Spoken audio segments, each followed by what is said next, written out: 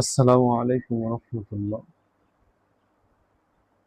ইন্নাল হামদালিল্লাহ ওয়াসসালাতু ওয়াসসালামু আলা মান লা নাবিয়্যা বা'দাহু নাহমাদুহু ওয়া নুসাল্লি আলা রাসূলিহিল কারীম। আম্মা বা'দ। সমস্ত তারিফ আর প্রশংসা আল্লাহ জাল্লা শানুহু এর দরবারে, যিনি আমাদেরকে দুনিয়ার জমিনে সর্বশ্রেষ্ঠ মাখলুক করে সৃষ্টি করেছেন, অতঃপর আমাদের সর্বশ্রেষ্ঠ আদর্শবান ব্যক্তিত্বের অধিকারী একজনকে নেতা হিসেবে নির্ধারণ করেছেন, যিনি হলেন বিশ্বনবী, রহমতের নবী, মায়ের নবী, দয়ার নবী। সেই হাবিবের উম্মত হওয়ার সৌভাগ্য অর্জন করেছি। এই জন্য সকলে একটিবার বিশ্বনবীর প্রতি দরুদ পাঠ করি সাল্লাল্লাহু আলাইহি ওয়াসাল্লাম।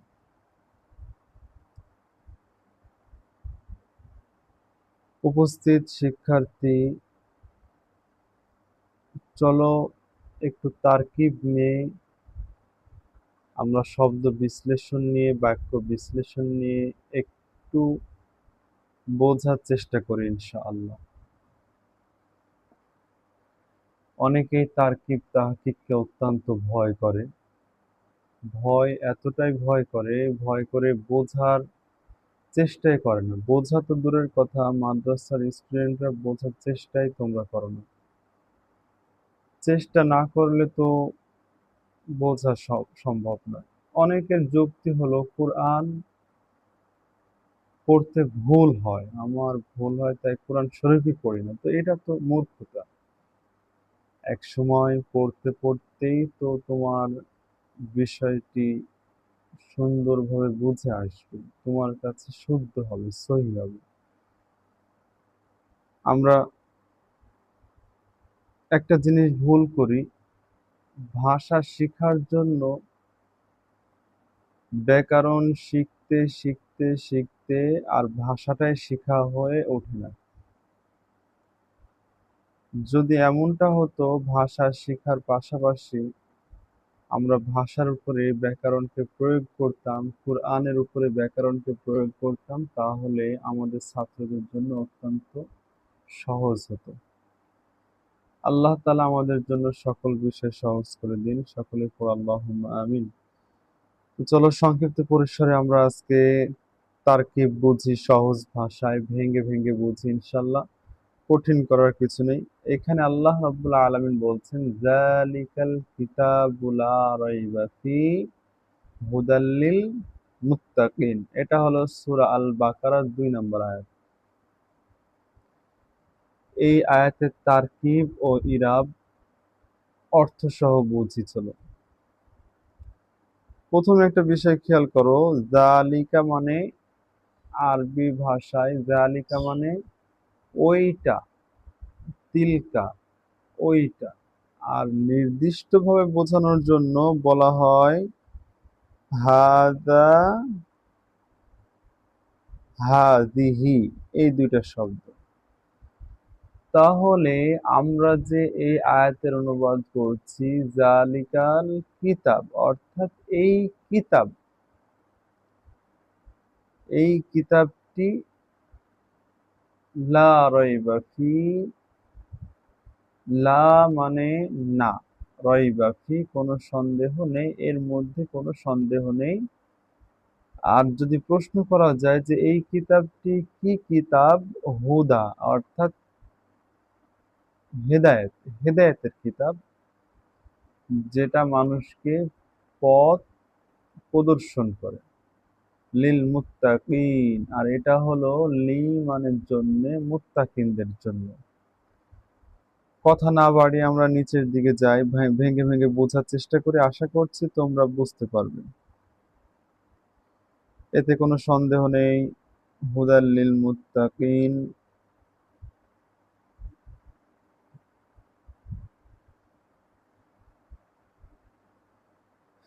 একম শব্দ জালিকা, অর্থ ওইটি, সেইটি, মহান বস্তু। এখানে খেয়াল করো, এটি একটি ইসমে ইশারা, এটা একটি ইসমে ইশারা। যেমন বাংলায় হাজা, জালিকা, তিলকা, এগুলো সব ইসমে ইশারা। এখানে আল্লাহ তাআলা কোরআনকে সম্মান দেওয়ার জন্য তিলকা জালিকা অর্থাৎ জালিকা বলেছেন।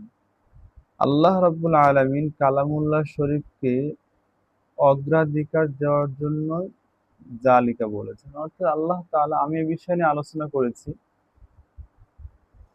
আল্লাহ রাব্বুল আলামিন তিনি আছেন সপ্ত আসমানে, তিনি অধিক উপরে আছেন আমাদের কাছ থেকে।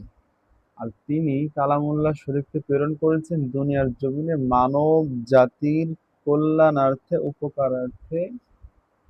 আম্মাল কিতাবু ফাল কুরআনু আল মুনাজ্জালু আলা রাসূলিল্লাহ সাল্লাল্লাহু আলাইহি ওয়াসাল্লাম আল মাকতুব ফিল মাসাহিফ আল মানকুল আনহু নাকলান মুতাওয়াতিরান বিলা শুবহা। আল্লাহ তাআলা ধারাবাহিকভাবে বিভিন্ন সমস্যার প্রেক্ষিতে মাসহাব সমূহে লিপিবদ্ধ গ্রন্থ আল কোরআনকে দুনিয়ার জমিনে প্রেরণ করেছেন।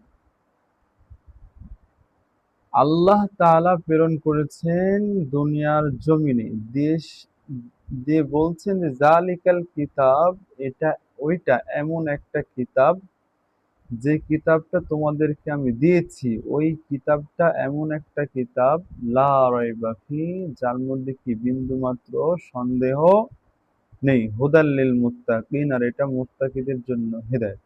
তাহলে আল্লাহ তাআলা প্রেরণ করছেন আমাদের জন্য যে ওইটা এমন একটা কিতাব, অর্থাৎ সম্মান দিয়ে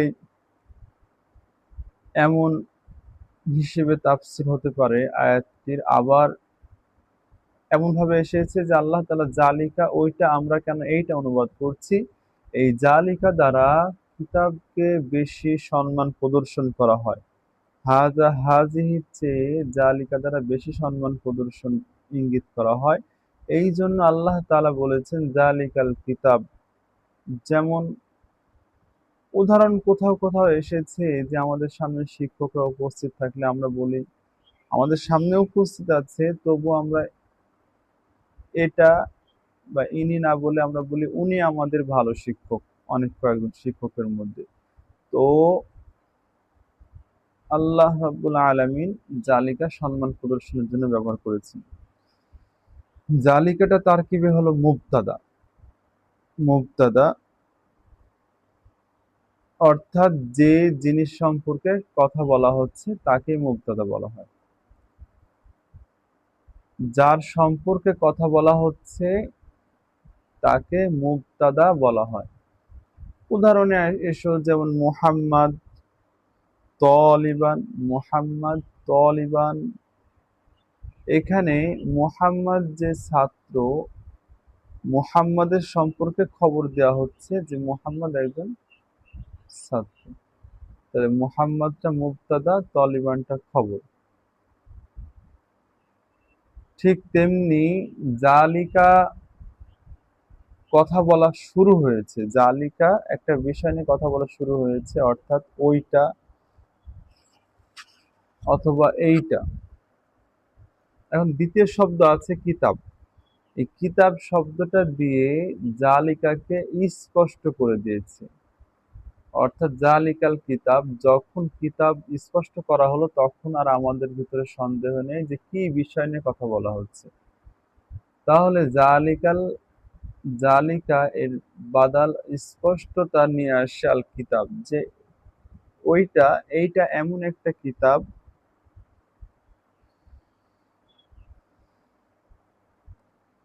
এক কথায় কিতাবটা এসে তার পূর্বের শব্দকে স্পষ্ট করে দেয়। এই জন্য কিতাবটি হলো বাদালুল মারফু। এটি জালিকা এর অনুসরণ করেছে জন্য এটাকে বাদালুল মারফু বলা হয়েছে। তৃতীয় অংশ লা রাইবা ফি, এটি একটি সম্পূর্ণ বাক্য। এটি একটি সম্পূর্ণ বাক্য, এতে কোনো সন্দেহ নেই। অর্থাৎ এর অর্থ হলো লা রাইবা ফি, এতে কোনো সন্দেহ নেই। এখানে তিনটি অংশ, অর্থাৎ এখানে তিনটা অংশ আছে। খেয়াল করো, এখানে তিনটা অংশ আছে। একটা হলো লা রয়বা ফি, এই তিনটা অংশ দিয়ে লা রয়বা ফি, এই তিনটা মিলে একটা সম্পূর্ণ বাক্য হয়েছে, এতে কোনো সন্দেহ নেই। এখানে লা অর্থ না, এটি হলো লান নাফি তুলিল জিন্স। অর্থাৎ পুরো জাতিকে অস্বীকার করে। যে কোনো বাক্যের শুরুতে যদি শব্দ বসানো হয় তাহলে সেই বাক্যকে না বোধক করে দেয়। অর্থাৎ তুমি খাও, আর যদি পূর্বে যদি লা আসে বা কোনো বাক্যের শুরুতে লা দিয়ে দেয় তাহলে আলাদাভাবে নাফি করার প্রয়োজন পড়ে না, গোটা বাক্যই নাফি হিসাবে স্পষ্ট হয়ে যায় যে এটা না বোধক বাক্য। যেমন লা রজুলা ফিল বাইত, লা বাদ দিয়ে যদি বলা হতো রজুলা ফিল বাইত, অর্থাৎ ঘরে মানুষ আছে, ঘরের মধ্যে মানুষ আছে, আর পূর্বে শুধু একটা শব্দ বসানোর কারণে যদি লা বসানো যায় তাহলে অর্থ হচ্ছে লা রজুলা ফিল বাইত, ঘরে কোনো মানুষ নেই।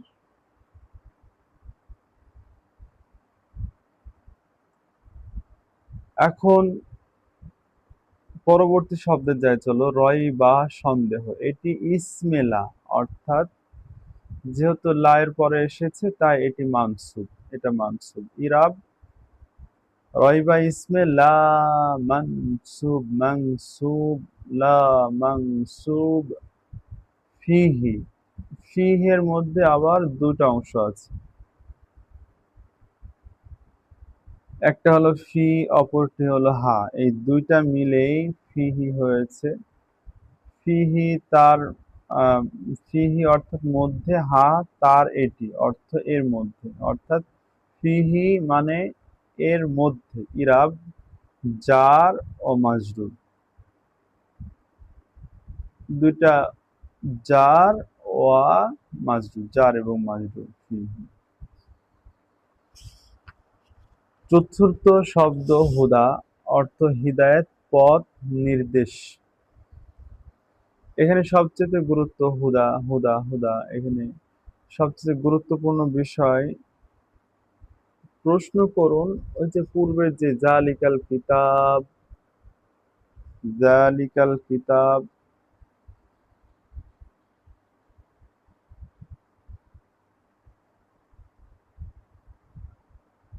খেয়াল করো জালিকাল কিতাব, এটা কিতাব, এই কিতাবটি এখন এই কিতাবটি কি কিতাব, প্রশ্ন তো আসতেই পারে। এই কিতাবটি কি কিতাব, এই কিতাবটি কি কিতাব যদি আমরা খুঁজি তাহলে আয়াতের শেষে পেয়ে যায় হুদা। এটা হলো মানুষকে হেদায়েত দেওয়ার কিতাব, মানুষকে পথ নির্দেশক, মানুষের পথ পরিচালনার পথটি স্পষ্ট করে দেওয়ার কিতাব হলো এই কিতাব।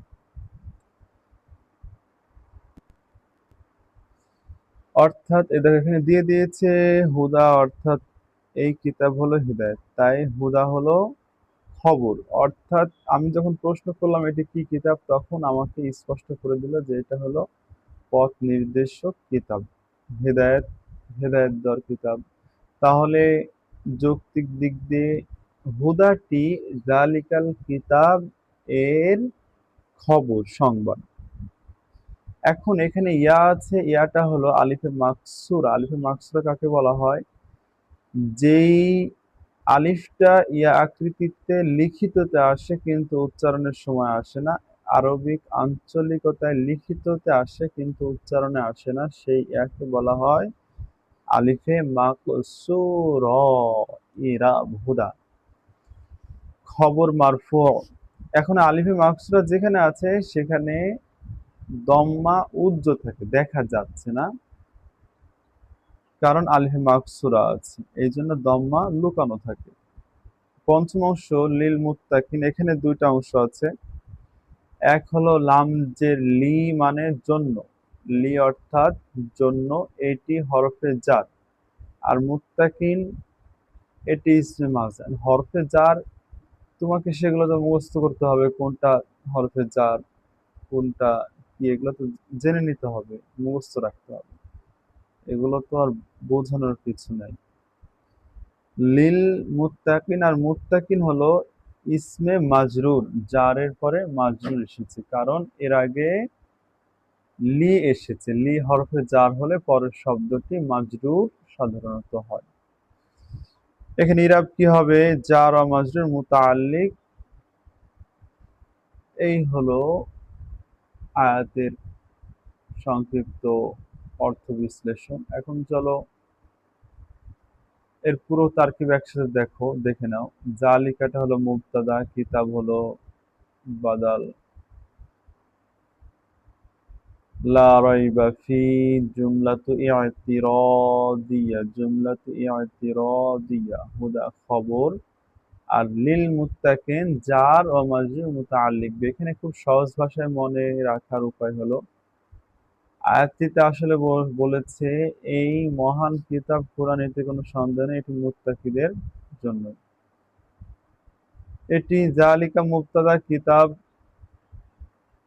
কোনটি তা বুঝিয়েছে, স্পষ্ট করেছে, সন্দেহ নেই। লা রাইবা ফি মাঝখানে অতিরিক্ত কথা, হিদায়াত হুদা আসল খবর মুত্তাকিদের জন্য, লিল মুত্তাকিন কার জন্য সেই হিদায়াত।